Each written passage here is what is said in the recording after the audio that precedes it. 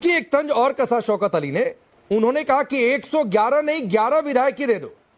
अब 111 बनाम 11 की बात यह है, आप तो समझते होंगे कि मौजूदा विधानसभा में आपके 111 ही विधायक हैं, तो निशाना आप थे।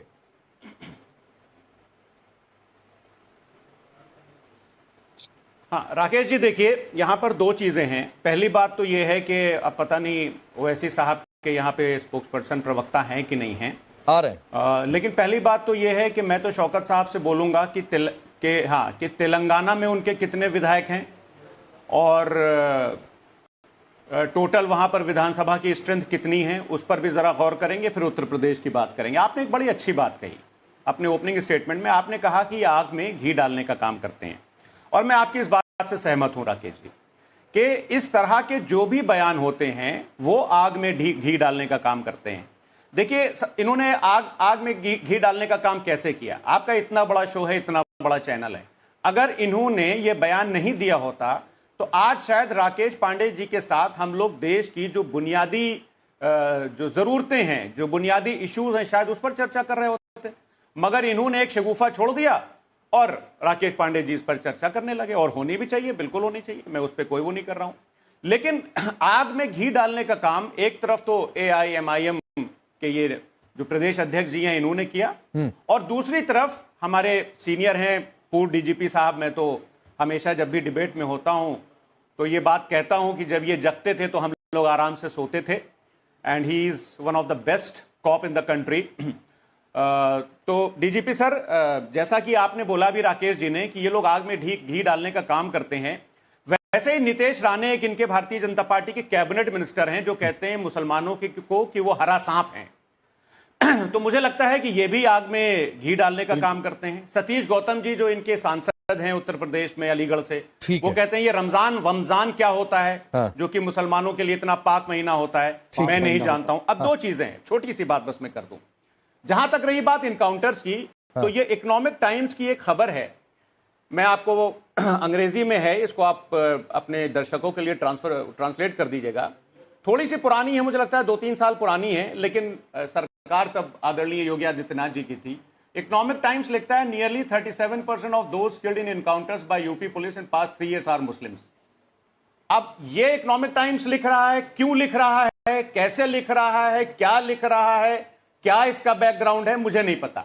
अब क्योंकि इकोनॉमिक टाइम्स आपका अखबार है इसलिए मैंने इसका आपके सामने जिक्र कर दिया, वरना दूसरे भी हमारे पास न्यूज़पेपर्स रहते हैं, आपको पता है, सारी कटिंग्स रहती हैं दूसरे चैनल। नहीं ठीक है सर, कटिंग मैंने थोड़ी देर। अब आप देखिए फराज साहब, एक सवाल है आपसे सर, एक सवाल यह है कि आपने कहा आग में घी डालने का काम, मतलब एनकाउंटर पर कोई धर्म की बात लेकर आए, कोई जाति की लेकर बातचीत आए, तो ये आग में घी डालने का होता है।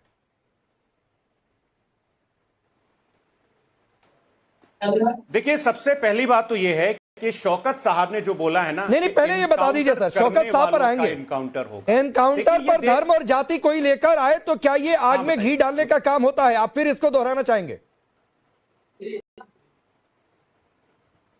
अब आपने बोला धर्म और जाति, ठीक है। अब ये इतना बड़ा अखबार है सर, मैं जो पूछ रहा हूं बता दीजिए, अखबार दिखाते रहिएगा फराज साहब। Cases of denial of Faraz साहब अखबार दिखाते रहिएगा सर। अरे सर, मेरा सवाल नहीं सर प्लीज मैंने 2-3 मिनट करीब आपको सुना बिना इंटरप्ट किए हुए। आप अखबार कटिंग दिखाइएगा, अलग से आपको समय दे दूंगा। क्या धर्म और जाति पर एनकाउंटर को लेकर टिप्पणी करना आग में घी डालने का काम होता है? आप इसको दोहराना चाहेंगे? आप इससे सहमत है कि नहीं? देखिए, धर्म और जाति के नाम पर अगर अत्याचार हो रहा है, नहीं सर, पहले बताइए आप सहमत है कि नहीं? अगर मत करिए फिर आप कहेंगे कि मैं शौकत अली से सहमत भी हो जाता हूं। आप शौकत अली से सहमत नहीं है, आपकी पार्टी सहमत नहीं है। मैंने पहले ही तारीफ की कि आपकी पार्टी के नेताओं ने आलोचना की है, मैं उस पर बाद में आऊंगा। लेकिन आप बताइए कि आग में घी डालने का काम है जाति और धर्म की बातचीत करना एनकाउंटर के मद्देनजर? मैं कह तो रहा हूं आपको कि जाति और धर्म के बेसिस पर अगर किसी के ऊपर जुल्म हो रहा है तो हम उसको उठाएंगे। तो फिर तो शौकत अली ने सही कहा, उठानी चाहिए। फिर शौकत अली ने सही कहा, उनको लग रहा होगा कि मुसलमानों पर जुल्म हो रहा है। अब मुझे आप बोलने नहीं दे रहे, वरना मैं अभी आगे बढ़ूं तो आपको बताऊं कि कैसे, अच्छा, कि मैं ये क्यों बोल रहा हूं। अब बोलिए।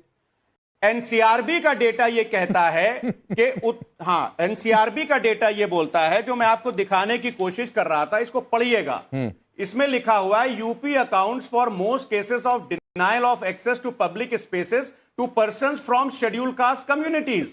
इसका हिंदी में मतलब यह हुआ कि पब्लिक प्लेसेस पर जाने से रोकने के जो मामले हैं दलितों के, वो सबसे ज्यादा उत्तर प्रदेश में है। अब पब्लिक प्लेसेस कौन सी हुई, और ये खबर छपी है। मेरे ये सवाल का जवाब नहीं है सर, आप ऐसे सवाल से नहीं भागते। फराज साहब, आज क्या हो गया आपको? आप तो ऐसे सवाल से नहीं भागते। यही आप क्यों स्केप रूट तलाश रहे हैं? सवाल का जवाब है। आप नहीं सर, ये स्केप रूट आप तलाश रहे हैं। आग में अगर एनकाउंटर के मद्देनजर धर्म और जाति देखना है, और ये आग में घी डालने का काम है जो शौकत अली ने किया आपके हिसाब से, तो फिर मैं पूछ रहा हूं, तो आप इससे भाग क्यों रहे हैं? फिर आप एनसीआरबी का डेटा तमाम हवाला देने लगे, और देखिए ये हवाला देते देते आदिल जुड़ गए हमारे साथ। आदिल हसन 111। देखिए हाँ, सुनिए हाँ, आदिल की बात ले लूं। आप तो खोज रहे थे एमआईएम के प्रवक्ता को, आदिल आई गए, मैंने बोला आ रहे हैं, रास्ते में आ गए, जुड़ गए। 111 नहीं 11, तो आपने सपा को टारगेट पर लिया क्योंकि उनके 111 विधायक। अब आप कह रहे हैं धर्म विशेष की बात की, मुसलमानों का एनकाउंटर, तो एनकाउंटर करने वाले का एनकाउंटर। तो लगे हाथ ये भी बता दीजिएगा किसको धमकी दे रहे हैं, पुलिस को या किसी और को? सुनिए, पहली बात कि राकेश साहब, क्योंकि 111 जो विधायक सपा के हैं, ये भी बोलिए मुसलमानों के मुद्दे पर कौन बोलता है? आप बोलिए अभी बिरयानी के मुद्दे पर अफ्तार कर लिया, तो कोई आप अखिलेश जी से पूछिए जरा सा, कोई बोले हो? मुसलमानों के मुद्दे पर सपा खुल के बोलेगी नहीं, क्योंकि उनको पता नहीं क्या करना है, नहीं समझ में आता है। अरे वोट भी लीजिएगा, बोलिए, हक बात बोलने में डरते क्यों है? और हम उस इनकाउंटर का, शौकत साहब ने कहा कि जो गलत इनकाउंटर कर रहा है, जो आम मुठभेड़ हो रही है, उस पर कहा पुलिस को क्यों जोड़ दे रहे हैं? और सुप्रीम कोर्ट ने नॉर्थ ईस्ट, डीजीपी साहब बैठे हुए, नॉर्थ ईस्ट में 111 से ऊपर 15 साल बाद इनकाउंटर फर्जी निकला। सुप्रीम कोर्ट ने हाई लेवल कमेटी बैठाई और सुप्रीम कोर्ट ने बोला कि गलत इनकाउंटर पुलिस वाले ने किया था। ये भी एक सच्चाई है देश की, और इनकाउंटर किसी देश के संविधान में अधिकार नहीं है कि पुलिस इनकाउंटर कर दे। और ये भी एक सच्चाई है कि जाति विशेष को देखकर उत्तर प्रदेश में पुलिस काम करती है। बोलिए, वो जो संबल वाला एसएचओ धमका रहा है ईरान वाले मुद्दे पर, प्रधानमंत्री ईरान को ईद का ग्रीटिंग भेज रहे हैं, और चाबहार एयरपोर्ट पे ईरान ने साथ दिया था पाकिस्तान के खिलाफ, वो भूल गया। उसके बाद आपने देखा है कि मस्जिद में एक 70-75 साल के मुतवल्ली को आप किस तरीके से धमका रहा है वो। नहीं आदिल भाई, आप छोड़िए ना, ईरान कहां से लेकर आ रहे हैं? तब तो पाकिस्तान को ही चला जाएगा, जहां पर मुनीर ने धमकी दे दी कि ईरान पर प्रदर्शन करना है तो ईरान चले जाओ। तो डिबेट का दायरा मत ओपन करिए, समय सीमित होता है सर, टॉपिक पर टिके रहे। मैं पूछ रहा हूं, एनकाउंटर करने वाले का एनकाउंटर, तो एनकाउंटर तो पुलिस करती है, तो क्या एमआईएम धमकी दे रही है या बता रही है कि हम ही मुसलमानों के रहनुमा हैं? सर, हम तो, ये सच्चाई है कि मुसलमानों के मुद्दे पर सबसे प्रमुख आवाज अगर है तो बैरिस्टर असदुद्दीन ओवैसी साहब। हिंदुस्तान में कहीं भी मुसलमानों पर, दलितों पर जुल्म हुआ है, अगर सबसे पहली आवाज निकली है तो दारुस्सलाम से बैरिस्टर असदुद्दीन ओवैसी साहब ने निकाला। अभी हम बंगाल भी आ गए हैं, आप देखिए ममता जी छटपटा रही हैं। अरे भाई, कांग्रेस अकेले लड़ रही है तो कोई दिक्कत नहीं, सपा नहीं उठाती है। चुनाव लड़ रही है तो बेचैन है लोग। सपा नहीं उठाती है राकेश साहब, सपा नहीं उठाती है मुसलमानों की आवाज। सपा कितना आंख मचोली करती है। मुजफ्फरनगर दंगा किसके वक्त में हुआ था? आजम खान साहब जा नहीं पाए थे, इनके गार्जियन मिनिस्टर थे मुजफ्फरनगर के। उसके बाद और सैफई में क्या हो रहा था राकेश साहब, आप तो जानते हैं। चलिए और बतलाइए कि फराज साहब एक रिप्लाई करिए, फिर मैं समीर जी के पास जाता हूं। भाभी सब एमपी बन रहे हैं।